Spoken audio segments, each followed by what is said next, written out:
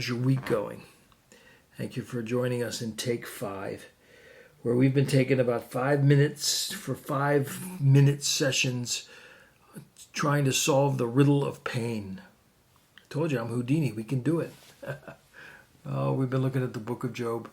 And last time we looked at Job's 3 friends. I call them Larry, Curly, and Moe because they're not really very helpful, but it's the major section of the book.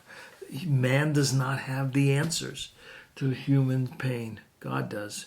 And so after 39 chapters of going through, starting with the contest and then going with the calamity and then the counsel of the friends, starting in chapter 40 now comes what I call the correction. And that's where God shows up. And God shows up in all of his power and sovereign majesty.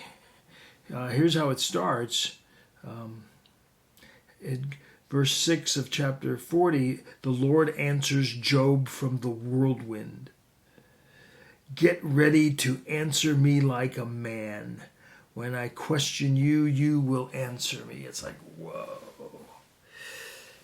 And so for a while, God comes to Job basically to say, you have no idea what you're talking about. Now, Job, in a sense, was complaining. He was complaining that he was suffering unjustly. He was complaining that his friends weren't helping. He was complaining like you and I do when we go through the suffering and the pains of life. Yes, he was, in a sense, demanding an answer. And finally, God shows up and says, okay, let's see what we can do here. And God, in his answers, in many ways reveals 2 wrong misconceptions about life and suffering and God. And the first one is this, that everything can be explained to us. That somehow in our great minds we can understand all of the issues of life and pain and suffering. And so that's why God points to the physical world and he says, look at the behemoth which I made along with you. He eats grass like a cattle. Can you pull the Leviathan with a hook? Where were you when I did this? And in a sense, he's looking at all of the created world and looking for answers for Job. Do you know about any of these things? No. So the first misconception is that I can understand that these things can be explained to us. And in a sense, what God is showing Job is, if you don't understand how the physical world works, why that volcano has lava, if you don't understand all of the galaxies and how they got put there and what holds them up, if you don't understand the physical universe, how are you going to understand the metaphysical one? Your spirit, your body, the things of life. So the first bad misconception is that everything can be explained to us. It can't. Our puny little minds can't understand these things. But the second misconception is, and that God deals with that too, is that everything ought to be explained to us. Everything ought to be explained to us. In other words, I hold such a lofty position in life and in the world that God owes it to me to explain why this happened or that happened. And